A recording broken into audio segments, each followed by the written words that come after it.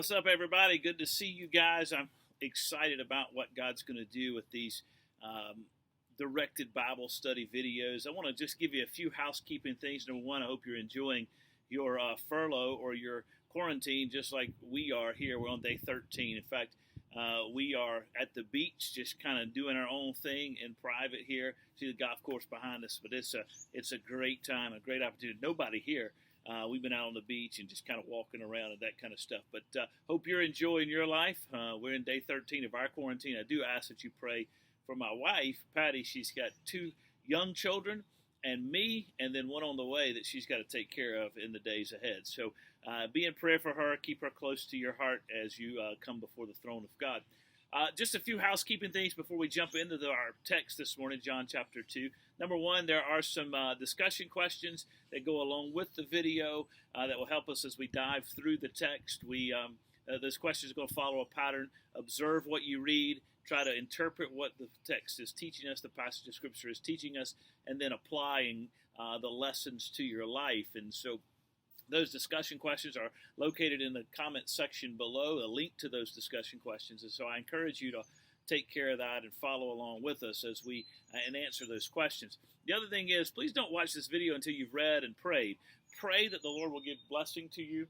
And why don't you take a moment to read the text as well. Read the story in John chapter 2, verses 1 through 11. I feel like a seminary professor keeps saying text, so forgive me for that. But read the passage of Scripture, John 2, 1 through 11. I think you'll find a great blessing in doing that. And so as you prepare to go through the rest of the video. Now's a great time to pause the video to read. I'll take a little quick break and we'll be back.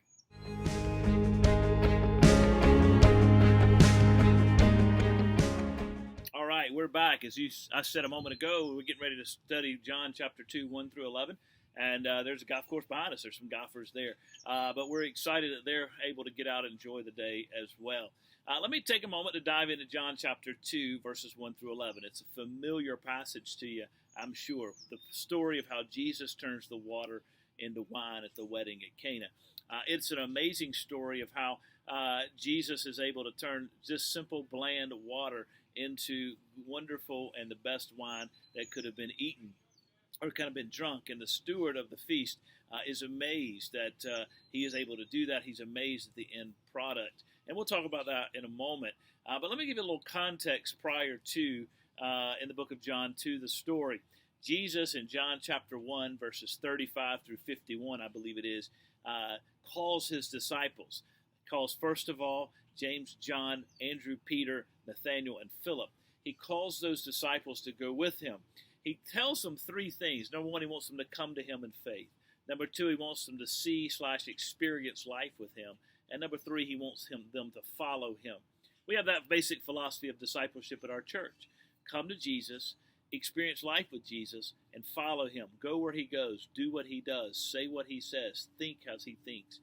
And so I would encourage you, as you work your way through this Bible study series on the 7 signs in John's Gospel, to think about it in those terms. How does this invite me to come? How does this invite me to experience life with Jesus and show me who Jesus is? And then how does this call me to follow him? And so with that, that's kind of our philosophy for the rest of our discussion of John chapter 2 this morning.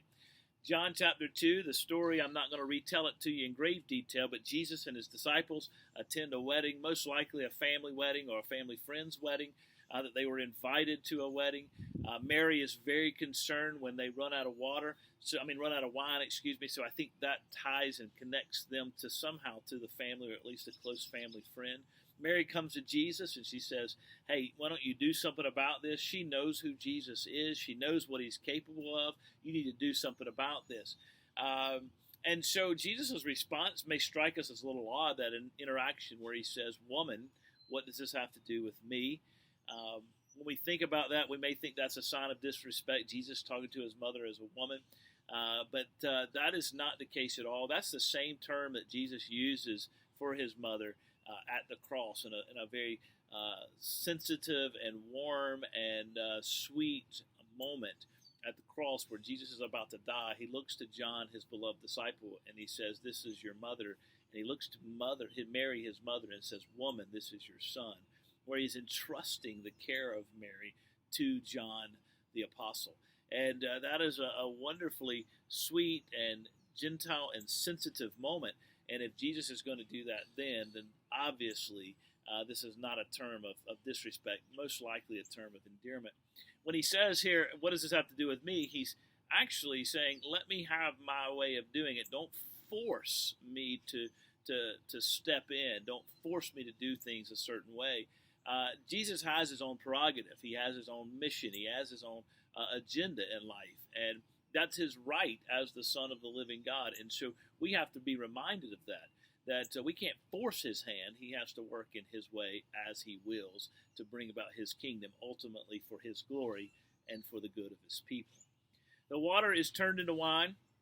These 6 stone jars are there. Jesus says, fill them to the brim, turns them into wine. They take the wine of the chief steward. He says, this is the best wine. It's amazing. You've saved the best to last, which is completely unconventional, simply because you want to have, when people's palates are good, you want to have the best wine, serve it at the beginning, and save not the best for last, but the worst for last.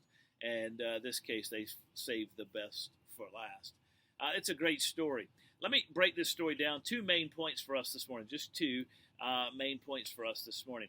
The first is really a dual point, but it has to do with the theological truths that we find about Jesus. This is the experience part. This is the see part of who Jesus is in this text, in this passage. Jesus, we are told, is capable of doing anything he chooses. He is more powerful. He has the ability to do everything we had ever hoped he would be able to do. And he is abundant in his power and grace.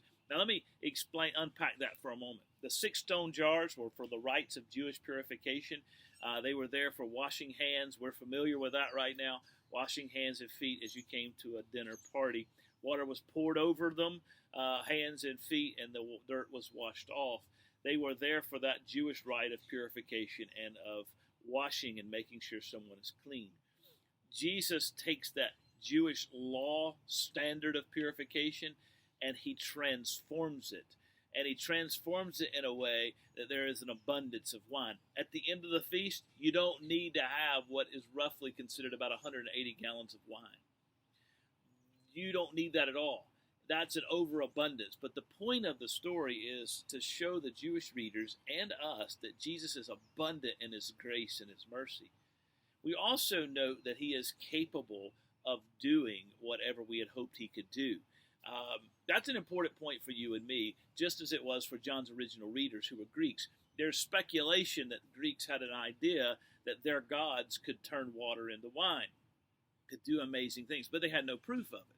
But here John is saying, this is the one who can do what you had hoped your gods could do all along. And here's proof that he can do it. And so this is a beautiful story saying Jesus has the capability, he can do it, he will do it, and he is abundant in his grace.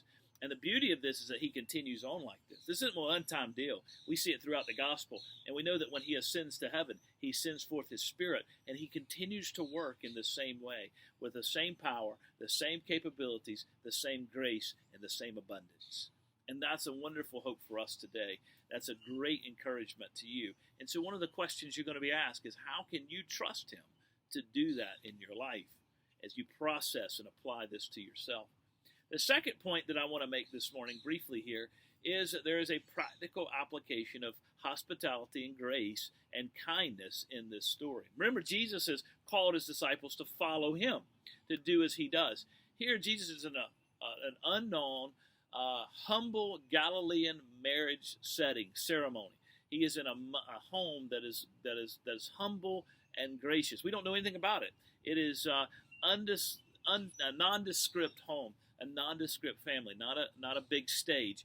He's in a small stage and doing something amazing. And I think one of the things that John wants us to see from there is the humility of Christ, but also the fact that he is willing to do the best that he can do in the smallest circumstances. Anybody can show up on the big stage, But he is working and showing his best in his home. He is giving those closest to him his best, and he is concerned. He has compassion to make sure this family is able to save face and not be shamed in the society around them. So there's great compassion, and he's giving his best to those whom are closest to him. And one of the things that is hard for me personally is a lot of times I give my best out on the public square, and my family gets the worst of me. That's just natural. That's probably true for you as well.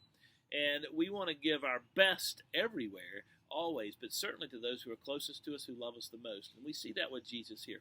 So a question of application is, how can you follow that pattern with Christ? How can you do the same with Jesus as Jesus did in your life? How can you give your best to those who are closest to you in the most humblest of settings, not just on the big stage, but in all settings to all people? And how do you care for those around you? I'm going to be asked a question. How can I do that this week? And I want you to think about that. Think about how you can serve the Lord where you are in the ways in which you're doing and seeking to be a testimony to Him. Thank you for joining us. May the Lord bless you as you dive into this text and this passage and understand more fully who He is. God bless you.